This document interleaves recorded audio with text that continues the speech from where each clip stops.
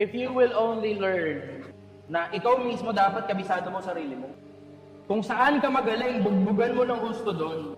Pag ikaw ang pinakamagaling, o kahit pa paano kasama sa mga pinakamagaling, imposible hindi ka makapagpabayan ng mahal. Ang problema kasi, nagtsatsaga ka kasi sa kung ano lang yung meron. Pilipinas, huwag kang magtsaga sa kung ano lang yung meron. Asamin mo sana kung ano yung pwede mong makamit sa buhay.